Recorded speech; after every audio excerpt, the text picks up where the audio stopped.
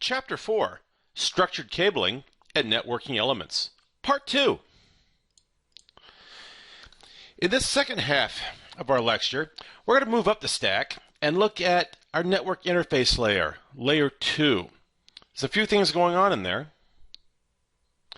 Namely, network interfaces, right? It's the name of the layer, the network interface layer, and what lives there? NICs, network interface cards. Now, we're still in the realm of the physical, right? A NIC, as we're going to see a picture of one here in a second, is a physical object. I can pick it up, I can break it, I can do whatever, right? It's physical. The difference is in Layer 2, we're actually starting to cross into the host itself. Layer 1, the stuff we talked about in the first lecture, is our cabling and all the other stuff that binds everything together. But at some point, we have to move into our compute nodes. And this happens at Layer 2, and that's what a NIC does. So every device that sits on a network has a NIC. Now, NICs take all kinds of different shapes and types. We've got wireless NICs, we've got fiber NICs, we've got quad port NICs, we've got RJ45 NICs, whatever. However, they all perform the same function of joining the host to the network. We have a protocol that lives at Layer 2, and for local area networks, it's called Ethernet. Now, this isn't the only Layer 2 protocol. There are others. There's old legacy protocols from way back when, before Ethernet and TCP/IP were standardized. And there's other Layer 2 protocols for like wide area networks, for ISP type communications, that kind of thing. But for within a local area network, within a LAN, within a corporate environment, as the way we're thinking about it, the Layer 2 protocol is going to be Ethernet.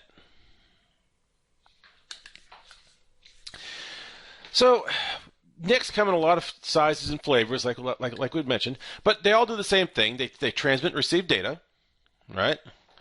And they provide a gateway to Layer 1.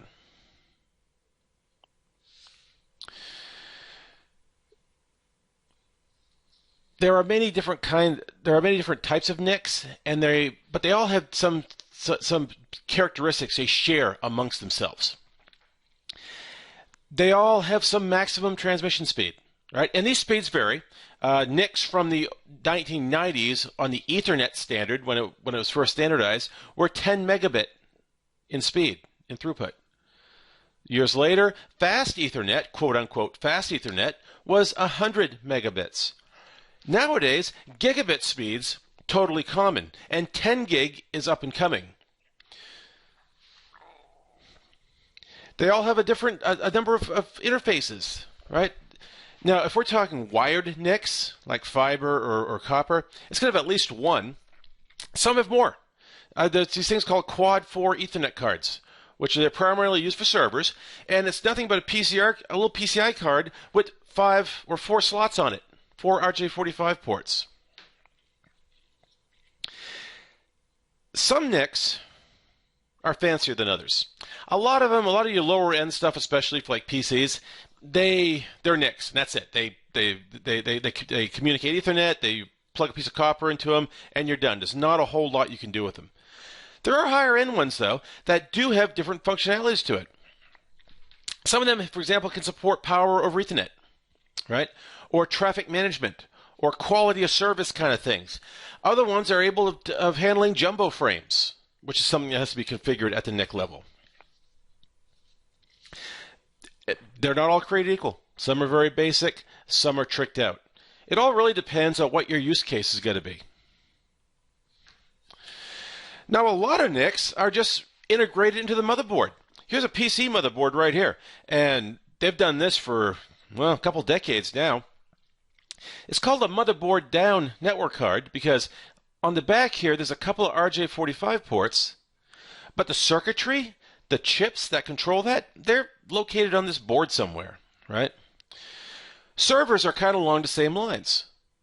Dell, HP servers, only usually they have 4 integrated RJ45 ports, or they have 4 separate NICs built into the chassis itself. In some cases, that's not enough, and we have to add additional ones through PCI cards. Like we have here off to the left. Here's an example of an add-on PCI card, actually a PCI Express card, for a NIC. Look how big, this thing is not very big. I mean, there's my RJ45 connector right there. Not a lot of circuitry going on here. Little board. Notice that connector, the PCIe connector. Server side, enterprise side, this is usually what our NICs look like. They don't have to be, though.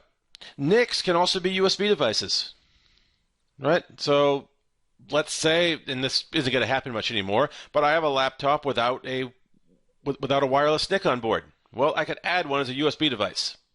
I mean, back in the day, 20 years ago, we used to have laptops that didn't have any network card, and we had to add them in the form of PC cards.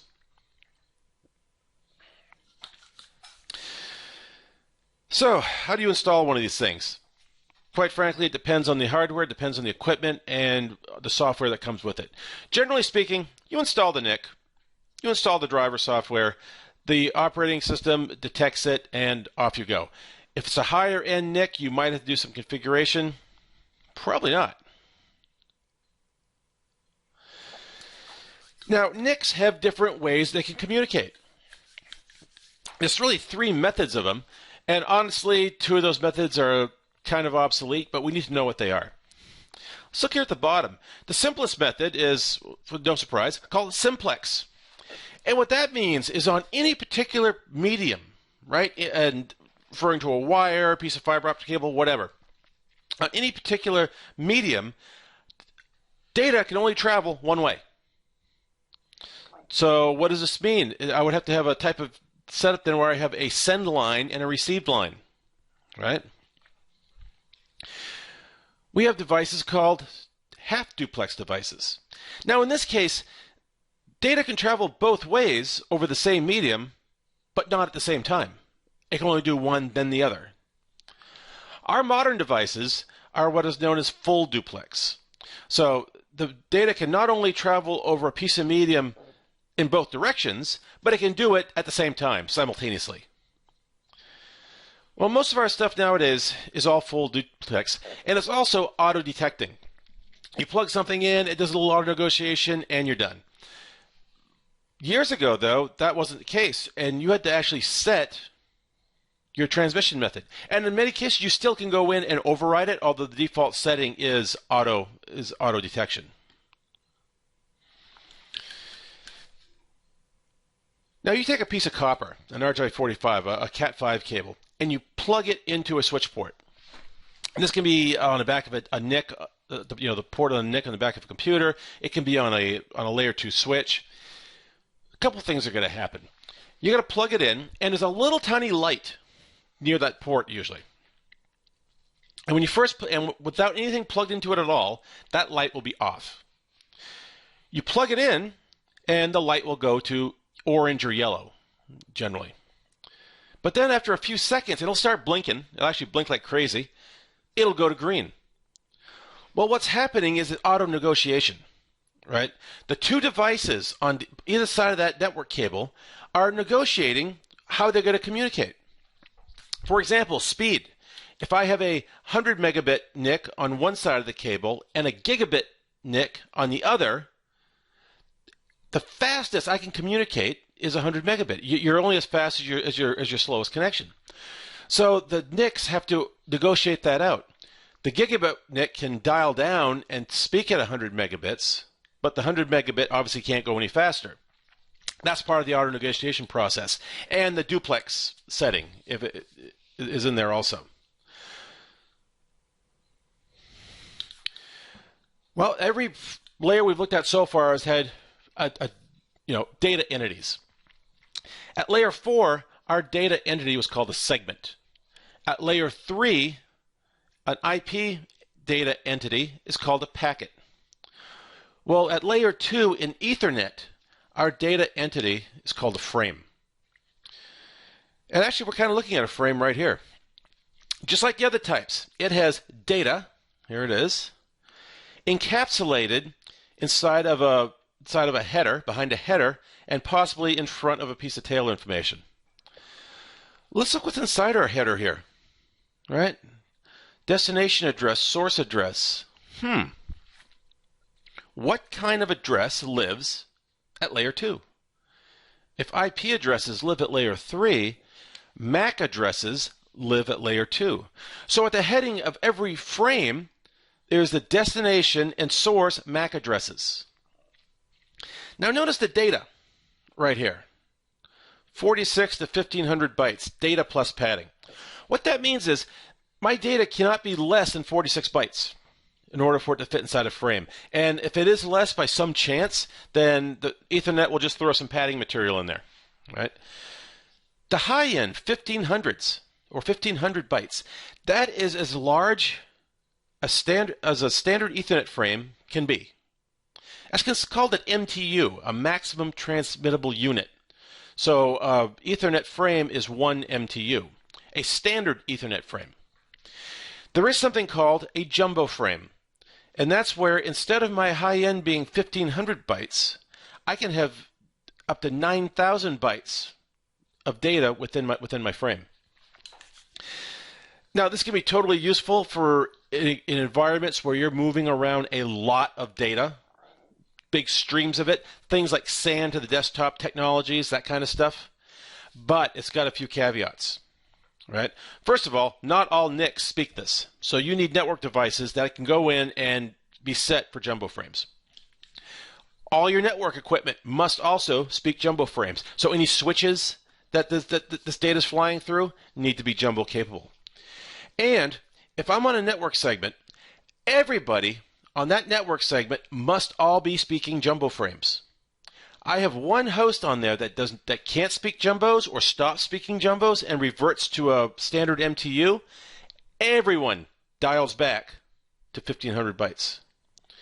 So jumbo frames, very useful, but they're not a cure for everything.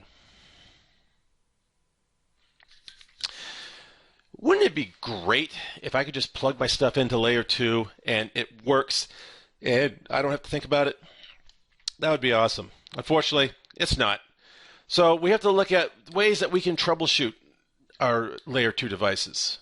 And really, a lot of it is physical troubleshooting, that link light I was telling you about, right? If you don't get link, if that light doesn't go green, well, there's your problem right there. But it's even more than that. It comes right back around again to documentation. And I know I'm harping on this, but the only way you can effectively troubleshoot an environment is if you know what it looks like and how it's configured. And if it's not documented properly, you won't know how it's configured. Even if it's your own network, right? I mean, as an IT person, you're going to be so busy, you're going to have a hard time remembering what you did last week. Forget what you did 6-8 months ago. So when something breaks, and it always breaks at 2 o'clock in the morning on a Saturday, and your phone's lighting up and your customers are panicking, you have nothing to refer to if you don't have documentation. You've got to go through and reinvent the wheel before you can even figure out what's wrong with the environment, right? And that's not conducive to uptimes or to keeping your customers happy. Network diagrams, these are graphical representations. They're maps. And we have all kinds of software that allows us to draw them. Microsoft Visio is a prime example of it. And you can lay out physical topologies, what it actually looks like, logical topologies, pools of IP addresses, copies of configuration files, all that. Of all the parts of network management, this is the one that tends to get dropped the most. And it happens really because people are busy, right? So you're going from one emergency, hot, this is, urgent, fix this now. And you get it fixed. You're like, okay, now I need to update the documentation. Then your phone rings. Another emergency. Hot. Go work on this. And you go work on that thing. Basically, the documentation gets left behind. Problem is, if you don't catch up on it, your documentation will be out of date. And out-of-date documentation is almost as useless, not quite, but almost as useless as having no documentation. If you have to ask yourself, should I document this? Is this worth my trouble? The answer is yes. Right? Document everything. Topology diagrams, logical diagrams, the protocols you're using, the operating systems, the patch levels of your operating systems, versions of applications, all that. Backed up communication configuration files. A picture's worth 1,000 words. Draw pictures.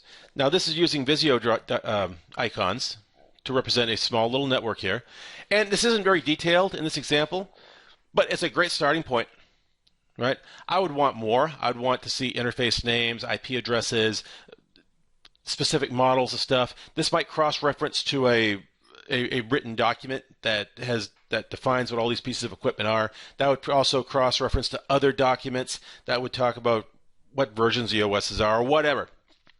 Trust me, when things are going bad and you're trying to get something fixed, you need a picture to help you through it.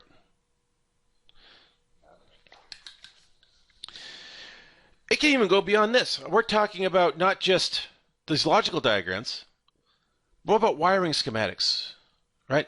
I've seen these get so detailed that it'll list where the wiring runs, along the cable runs, through the ceilings and the floors, right?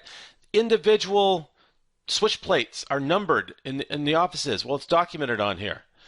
You really can't have too much of this.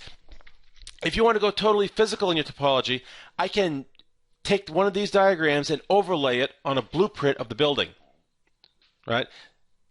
Again, you can't have too much documentation. Document, document, document. So where do you think is a great place to store your documentation? I mean, I've got all this great stuff. I did Visio diagrams. I'm cross-referencing for all this other material. I should probably keep that on my network file server, right? Yeah, no. In this case, this is something that you want to print off and put into a book. Makes total sense. If your network is down, how can you get in to the network to get your documentation so you can fix it? Well, you don't. You're in a chicken and the egg situation.